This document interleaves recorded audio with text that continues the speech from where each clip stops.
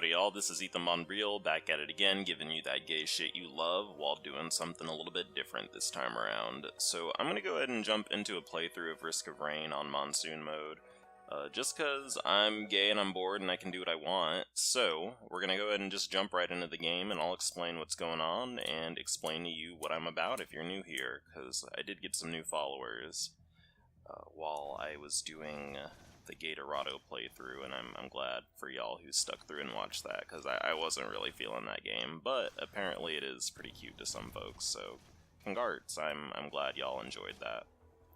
But anyway, part of the reason why I ended up doing this was because I could not decide for the life of me what the fuck I wanted to play. I was looking through YouTube videos and I was like, how the fuck do I get more subscribers? And I was like, do I have to start fucking doing theory videos for Kingdom Hearts or some shit? And I decided not to do that, in part because I basically was just running into the same theory over and over again. Every character I like is gay, because I like them specifically. Although I am 100% convinced Axel is a homosexual. But we'll get back to that later. I'll give you that gay theory later. But honestly, if you're looking to make a YouTube presence, you could steal that idea from me. Just make a YouTube channel completely dedicated to saying that every single video game character ever made was gay, and you'll probably get a lot of hate followers out of it. But also, it'll be truly a gag for the ages. So, if you are down with it, you should go ahead and pursue that. But anyway, part of the reason I'm also recording this in addition to that is because I just need to get into the rhythm of recording more regularly, and, I have life stuff I want to talk about, and Risk of Rain is a good medium to do that, because I don't really have to think that much while doing it, although this game can get kind of mechanic intensive when you're playing it. But y'all are probably wondering what the fuck this is, right? I'm just sitting here shooting things. So Risk of Rain is a roguelike game. It uses the pixel graphics that are all the rage with this genre. And basically you run around a planet murdering aliens, and the aliens spawn in increasingly high amounts and difficulty, so they get stronger as time goes on. And there's a bar in the top right corner that shows you basically how many enemies are going to spawn and their difficulty, and it's basically a murder gauge, because after a certain point, if you have not progressed enough, you will basically get swarmed to death. So you're partially racing against time. You want to get as far on this planet as you can by finding the teleporters that move you around to different sections of the game, and each time you activate a teleporter, you get swarmed by a large amount of enemies. There's like a gauntlet that you have to go through. Now, right now, it's pretty mundane, right? We're just seeing enemies every once in a while, and there are groups of them. But as we move further, the screen is literally going to be made of enemies, and that is really the true essence of this game. And my first memory of this game that I can remember is me being like, what the fuck, I can't tell what's going on the screen right now, there's so many enemies, this game is great. And that's basically what it's about. We're trying to get to that point where I can basically just murder everything that I see. But as you go through the adventure, you do get more weapons, and it allows you to do more damage, or some of them are survivability tools. But that's enough about the game. I was contractually obligated to talk a little bit about that. But as far as what's going on with me, I basically am at the same point that I was when I started my fucking Let's Play of Earthbound, goddammit. I'm underemployed, and I am single and gay as fuck still, and it's a little bit, I don't want to say it's annoying, but it's a little disheartening in some ways. I'm fine with it though, I have my peace with that, but I've just been working on job applications and seeing how things work out. And we really just gotta work with it, and I'm trying to be optimistic, Mom. I really am. Shit, there we go. Alright, so I really need to kill this magma worm, but it's a little annoying. This game does actually kind of have a story, but you only really... Oh, that's actually a really good weapon to get first. We got the hit list, which increases our attack damage when we kill enemies marked to be killed. So it's kind of like a bounty system. But, you know, I'm basically reliving what I talked about in my first episode of Earthbound, where I'm gay and I'm just getting hobbies to fill the void in my soul a little bit, instead of the void in my whole XD. I'm so topical. But, I don't know, to be really real, I was on Grindr looking for some fucking blankety blank, and I was like, wait a minute, I'm just doing this because I'm bored, I don't need to be doing this. And so I stopped and was like, it is a good time to do a Let's Play right now, and so here I am. But, like I was saying, the game does have kind of a story, but really it's only explained in the intro cutscene and when you beat the game. Man, I'm really ready for this thing to be done. It's kind of hard to beat this specific boss with the character I have when it is the first boss that spawns, just because my character, he does high DPS, but he does not do AoE, and that boss is very vulnerable to being AoE'd to death. Alright, so let's see what we can do here. Alright, there we go. Oh, actually, it's a lovely item to have in this situation. But smash that like if you're gay and you just play video games to fill the void in your soul, by the way, because I see you and you're extremely valid, Deluxe. And, I mean, honestly, that's my shtick, basically. If you're new here, get into it. I'm gonna be talking not that much about the game, and I'm gonna be basically just talking about my life and my personal feelings. And, which reminds me, I have a topic today. So this one's a little bit abstract. Maybe abstract? I mean, it's relatable, I think, but I'm gonna use kind of a corny term, but I like saying it this way because it makes me sound cool. But I was thinking about chronostasis, and what I mean by that is how I find that I actually kind of keep myself stuck in a particular moment of time, and that this is something I've seen in other gay people, and I mean, it's something everyone does to an extent, but it's something I've just noticed a lot in gay people, and I'm gay, and I can basically talk about myself if I want to, right? So, basically, with chronostasis, what it is like when you basically get stuck in a moment of time, and you have trouble recognizing your own growth. So for me, I oscillate, like, back and forth between seeing myself as, like, you know, I'm black and I can do whatever I want, and I'm gay and I don't give a fuck about shit. And then other times, I'm more like, actually, I'm still the scared child that was bullied as a teenager and is afraid of social interaction. And it's like, I have trouble with being stuck in that particular moment of time in my life, and not seeing the progress I've made with myself. So, like, sometimes I'll be really harsh on myself and I'd be like, oh man, I can't fucking do anything, I'm blankety blank years old. Actually, I'm 26 if you were curious. I don't really care if people know my age, but I'm 26 years old, and I'm still fucking single, and I've never really dated anyone, and, you know, I'm basically like the same nerd that I was when I was in fucking high school. And I realize that's not true empirically, actually, because I have actually grown a lot as a person.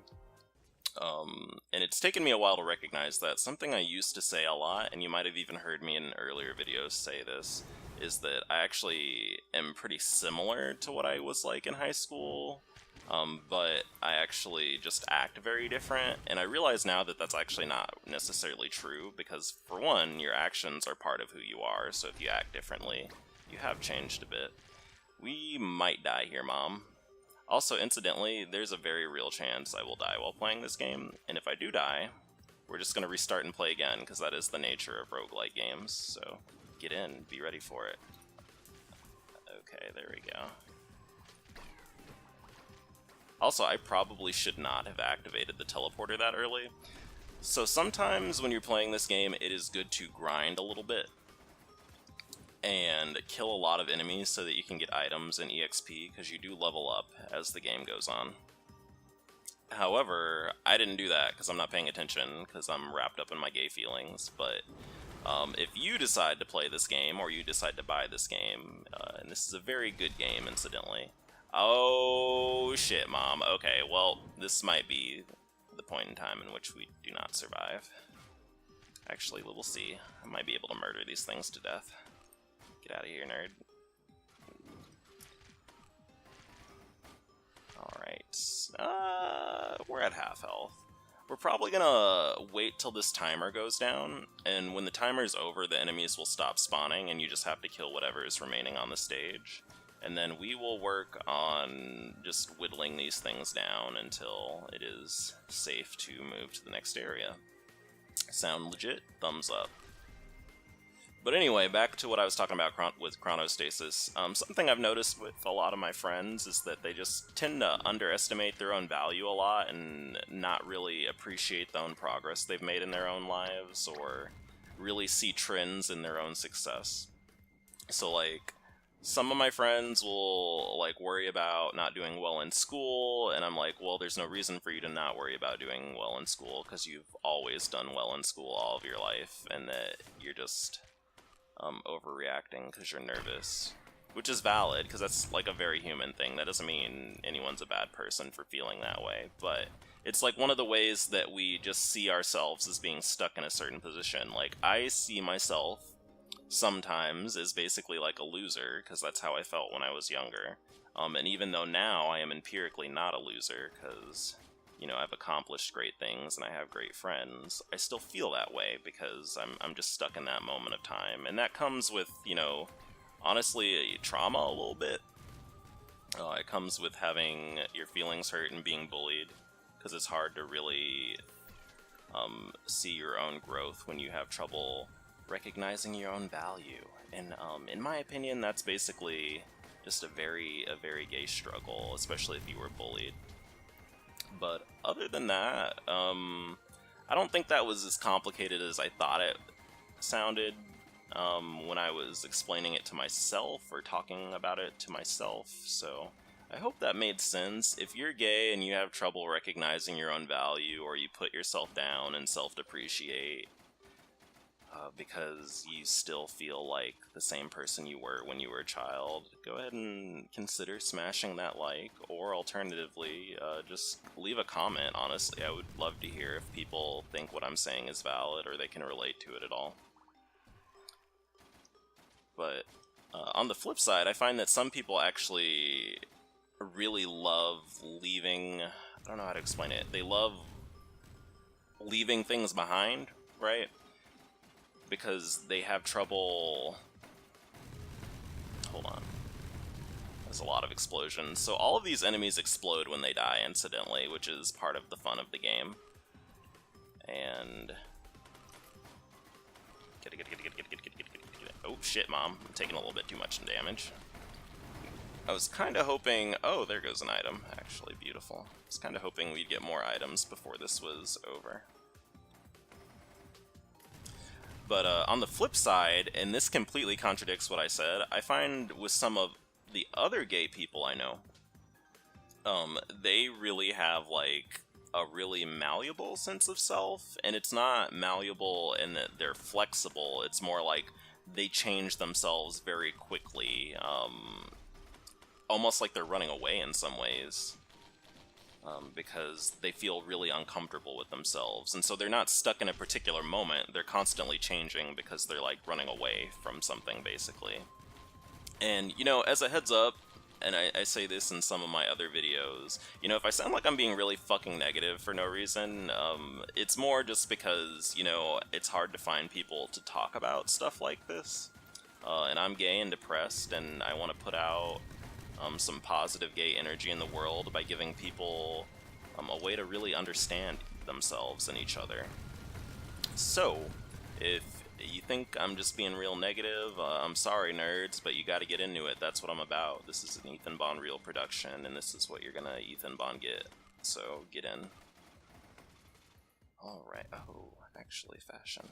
There we go. So we're gonna go over there and pick up that item in a bit. Right now I'm just camping, which I am totally fine with, because this is one of the strengths of this character, is that he can just sit over here and camp all fucking day. In general, if you're playing a melee character in this game, it is extremely hard to find success early on. It's more like, if you get through the first 2 levels, you're probably fine, but if you do not, it will be very hard for you to find success, because melee people, they have a little bit more HP, and I think they take slightly less damage, but they don't really have... They're very dependent on items to be successful, because they're so squishy and it's so easy for them to die, because they have to tank a lot of damage. But, you know, in regards to me talking about chronostasis, or just feeling trapped in yourself, or not recognizing your own growth, I think playing video games like this and playing competitive games is actually a really way to get around that, and it's a good way to help you move forward with understanding yourself, because like I mentioned in my Earthbound videos, part of what improved my self-esteem was learning a new skill, and those 2 new skills were learning to play an instrument, and then also playing Super Smash Bros. Actually, because I learned that with patience and discipline that you can make substantial changes in your life, and that was so wild to me. I was like, what the fuck, I'm not just a loser, question mark, I can like change things? That's so random, XD. But now I would actually say I'm actually a pretty confident person, and I actually think I have really good self-esteem, and I think that's actually probably one of my draws as a friend, is that I feel like I have a lot of confidence, and I really am willing to believe in other people a lot. And I think that's something that, you know, gay people, and not just gay people, straight people too, people who have been bullied, or people who have just don't feel good about themselves, that's something that they tend to really appreciate, is when someone's willing to just believe in them. But sometimes, it's not true all the time, because some people, if you say good things about them, it just really upsets them. I actually knew this person who basically was of that opinion. Like, if you called her a good person, she would get really upset about it, and she really did not like it. And it made me... It was hard, because it's like, well, I'm not just going to sit here calling you a bad person for doing, like, normal shit other human beings do. But at the same time, like, if you don't want me to call you a good person, for whatever reason that is, I won't do it. But it definitely created, like, kind of a rift between us. Because it was like, you know, I'm putting all this energy into believing in you, and you're telling me not to do it? What the fuck, nerd? It just wasn't a look for me. Actually, the reason why that thing is not dying is because the green dude down here is healing it. Enemies that are green have an affix that makes them heal nearby enemies. Oh shit, ma. There we go. Alright. Also, if you're curious, you can see the items I have on the bottom of the screen. You might have noticed that. They are to the left and right of my abilities and my HP bar. Alright, there we go. So I think we have a pretty good item loadout right now. I'm gonna go ahead and warp to the next stage, and again, this is gonna keep going until I beat the, either beat the game or die. I think there are 3 more levels we have to get through, and they're gonna get increasingly hard too, incidentally. This is actually probably my favorite level to play on, and it has a chance of playing one of my favorite songs on it once you activate the teleporter. I'm really hyped about it. This game has a really good soundtrack too. Incidentally, if you were curious. Kind of wish that I had the sound up a little bit more loud so y'all could hear it, but at the same time I need to make sure y'all hear these dulcet gay tones just reverberating through your ears. Incidentally, I get comments or compliments on my voice a lot, which is really funny.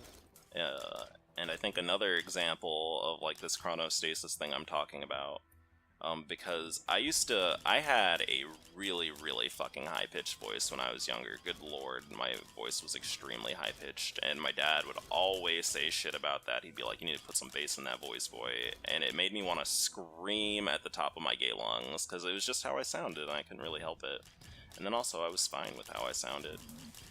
But, so how this regards to what I was talking about before is that sometimes, like when I first started LPing and when I first started hearing people say positive things about my voice when I was in college, I would be like, what the fuck? Like, actually, my voice isn't cool or good, it's actually horrible, and you're dumb and you don't know anything.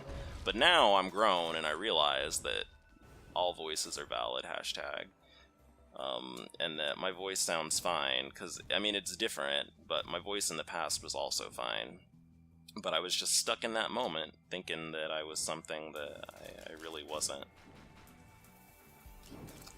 You know what? We're working on dying, Mom. Let's get the fuck out of here. So this is a level where it's really easy to get overwhelmed by the sheer number of enemies that are constantly spawning. Oh, perfect. So we get to juice up on this. There we go. There we go. Alright. So those golem enemies and the bison that are spawning can't jump, unlike a lot of other enemies, because they're, I don't know, they're too top heavy, I guess. So you can basically just sit here camping to kill them. However, the longer you do that, the more enemies that can jump will eventually spawn, and there will be enemies that can shoot ranged attacks at you to balance things out, which is pretty neat. I think this game is a really good balance of finding ways, or it's like they come up with a lot of ways to stop you from basically cheesing your way through the game, and finding, I don't want to say cheap strategies to get through it, but they have solutions to everything that the player might try to do. Like, if you try to sit out there and camp from far away, they'll give you enemies that have ranged attacks, and if you try to basically kill everything by standing in everything and using melee attacks, they will give you enemies that do a lot of damage for you standing on top of them, so it's all very fascinating. But, unfortunately for me, I need to wait until my healing item is off cooldown, so we're gonna have to wait 10 seconds, and y'all are just gonna have to sit and watch me climb this rope repeatedly until that's done. And then we're gonna jump back down there, and... oh shit, it's an Ifrit. That's actually pretty funny. Alright, we're doing it. Oh shit, Mom, I'm dead. Okay, well, that didn't work out so well. I actually did that to myself, XD. That was a little bit embarrassing. So, let me see what time we're at. I think I'm gonna actually cut the video here, and then I'm gonna record another run. Does that sound legit, fam? Friends, folks, people, dudes, guys, ladies? So I will catch y'all later. Thank you for watching. If you stuck through the whole way, I appreciate it. But in the meantime, I'm Ethan Bonreal, and I'm cutting this video.